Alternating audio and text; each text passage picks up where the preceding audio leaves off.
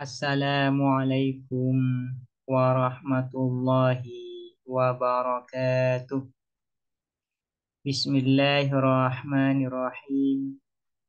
Alhamdulillahi rabbil alamin. Wa bihi nasta'inu ala umuri dunya waddin. Wassalatu wassalamu ala ashrafil anbiya'i wal mursalin. Sayyidina Muhammadin wa ala alihi wa sahbihi ajma'in. Allahumma faqihna fid din wa 'allimna at-ta'wil amma ba'du. Qala al-musannifu rahimahullahu ta'ala wa nafa'ana bihi wa bi'ulumihi wa amaddana bi asrarihi wa bikum fid dharaini amin. Bismillahirrahmanirrahim. Mari kita melanjutkan mengaji kitab Matan Isawuji. Sekarang kita akan membahas terkait kata mufrad atau kata tunggal. Sebelumnya sudah dijelaskan bahwasanya pembagian lafaz itu secara terperinci adalah sebagai berikut. Pertama, lafaz berdasarkan memiliki makna atau tidaknya itu dibagi menjadi dua. Pertama, lahu makna, yaitu lafaz yang memiliki makna. Dan yang kedua, lafaz laisa lahu makna, lafaz yang tidak memiliki makna. Lafaz yang memiliki makna ini kemudian disebut dengan lafaz musta'mal. Sementara lafaz yang tidak memiliki makna disebut dengan lafaz muhmal. Nah, kemudian lafaz musta'mal atau lafaz yang memiliki makna ini dibagi menjadi dua. Ada yang disebut lafaz mufrad dan yang kedua disebut dengan lafaz mu'allaf. Nah, masing-masing dari definisi terkait lafaz mufrad dan lafaz mu'allaf ini sudah dijelaskan di pertemuan sebelumnya. Kemudian lafaz mufrad ini berdasarkan maknanya, dilihat berdasarkan maknanya, dibagi menjadi dua. Ada lafaz mufrad kulli dan ada lafaz mufrad juz'i. Jadi lafaz mufrad dilihat berdasarkan maknanya, maka dibagi menjadi dua, yaitu pertama kulli dan yang kedua adalah juz'i. Kapan lafaz mufrad ini disebut dengan kulli? Lafaz mufrad disebut dengan kulli atau dinamai dengan kulli apabila makna dari lafaz mufrad itu bisa berlaku kepada banyak individu atau bisa mencakup kepada banyak individu. Ini yang disebut dengan kulli. Kulli itu adalah lafaz yang maknanya, ini perlu diperhatikan, perlu ditekankan bahwasanya pembagian lafaz mufrad ke dalam kulli dan juz ini yaitu berdasarkan maknanya.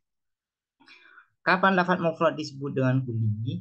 Yaitu apabila makna dari lafaz tersebut bisa diberlakukan ke banyak individu atau bisa mencakup ke banyak individu.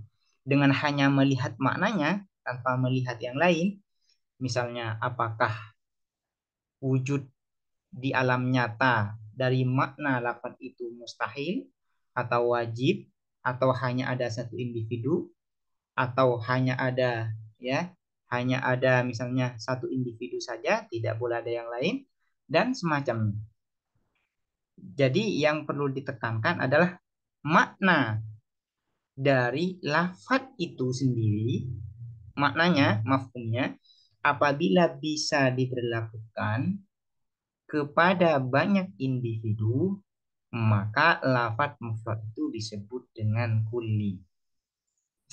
Kemudian apa yang disebut dengan mufrad yang juz'i, atau simpelnya saja, apa yang disebut dengan juz'i? Kapan sebuah kata itu disebut dengan juz'i? Kata disebut dengan juz'i apabila makna dari kata tersebut hanya berlaku kepada satu individu, tidak lebih. Jadi tidak lebih ya, hanya berlaku kepada individu saja. Artinya maknanya itu ketika mau diberlakukan kepada lebih dari satu individu, menolak, tercegah. Nah, itu yang disebut dengan juz'i. Ini perlu diperhatikan. Sekali lagi saya tekankan bahwasanya kulli dan juz'i itu yang diperhatikan adalah maknanya. Apabila maknanya dari kata tersebut hanya berlaku kepada satu individu saja dan menolak untuk diberlakukan kepada lebih dari satu individu, maka kata itu disebut dengan juz'i. Dan apabila kata itu maknanya tidak menolak untuk diberlakukan kepada lebih dari satu individu, maka kata tersebut disebut dengan kulli. Mari sekarang kita baca. Fal mufraduh, maka adapun kata tunggal, imma kulliyun, ada kalanya ialah kulli, universal. Wa huwa, adapun kulli, kapan kata mufrad itu disebut dengan kulli? Alladzi, ialah yang la yamna'u, yang tidak mencegah nafsu tasawuri mafhumhi, apa semata-mata menggambarkan mafhumnya alladzi, menggambarkan maknanya alladzi, tidak mencegah an wuqu'i syarikati, dari terjadinya persekutuan atau perserikatan fihi, di dalam mafhum. Jadi kulli itu adalah kata mufrad yang mafhumnya, yang maknanya tidak mencegah terjadinya perserikatan, persekutuan di antara banyak individu. Itu yang disebut dengan kulli. Kalau simpelnya seperti ini ya. Kulli itu adalah kata atau kata mufrad, kata tunggal yang maknanya tidak menolak untuk diberlakukan kepada lebih dari satu individu. Maka kata itu yang seperti ini disebut dengan kulli. Kal insani, seperti lafadz al-insan. Makna dari lafadz al-insan ini adalah hayawanun natik, ialah makhluk hidup yang berpikir. Jika hanya melihat makna dari lafadz insan itu, yaitu hayawanun natik, maka makna dari lafadz insan itu tidak mencegah untuk diberlakukan kepada banyak individu. Misalnya ya, hayawanun natik itu berlaku kepada Zaid, hayawanun natik itu berlaku kepada Umar, hayawanun natik itu berlaku kepada Utsman, dan sebagainya. Ini yang disebut dengan kulli. Atau contoh yang lain, misalnya salat. Salat maknanya adalah aqwalun wa af'alun muftatahatun bit takbir wa muhtatamatun bit taslim. Itu makna dari salat.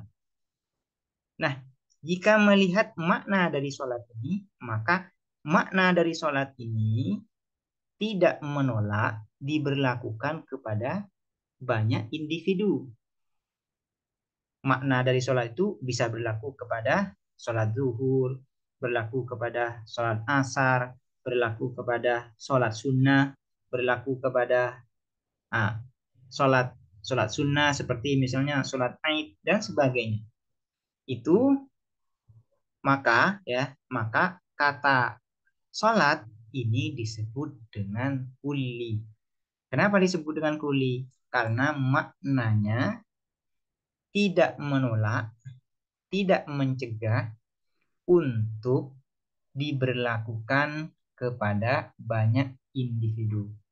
Itu yang disebut dengan la yamna'u nafsu tasawwuri mafhumihi an wuqu'i syarikati fihi.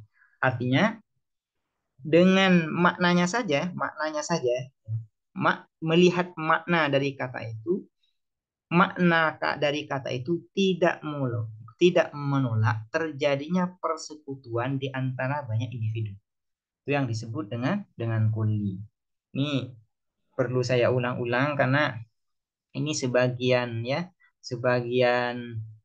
para thalib yang baru belajar ilmu mantik biasanya ini kebingungan untuk memahami antara kulli dan juz ini. Padahal untuk memahami kulli dan juz ini sebenarnya sederhana, tapi ya kalau untuk memahami lafadz kulli dan juz ini belum paham, maka memahami pembahasan-pembahasan berikutnya itu akan sulit.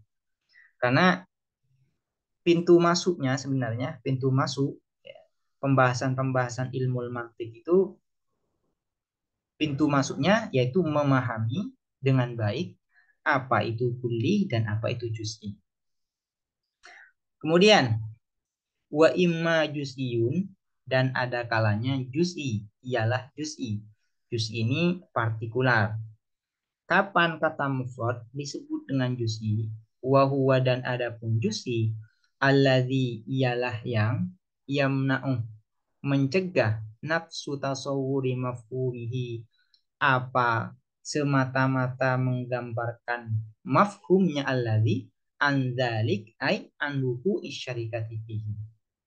Kata yang disebut dengan juz'i adalah kata yang maknanya menolak untuk diberlakukan kepada banyak individu. Atau kalau mengikuti bahasa yang di sini, kata yang maknanya menolak terjadinya persekutuan. Di dalam makna tersebut terjadi persekutuan di antara banyak individu. Itu menolak. Nah, ini yang disebut dengan juz'i. Kazaidin, seperti lafaz Zaid. Zaid ini maknanya adalah yaitu syakhsun muayyan al-musamma bi Zaid. Orang tertentu khusus yang diberi nama Zaid. Nah, makna ini menolak untuk diberlakukan kepada individu-individu yang lain. Tidak bisa diberlakukan kepada Zaid yang lain, tidak bisa diberlakukan kepada Umar, tidak bisa diberlakukan kepada individu yang lain. Hanya berlaku kepada Zaid.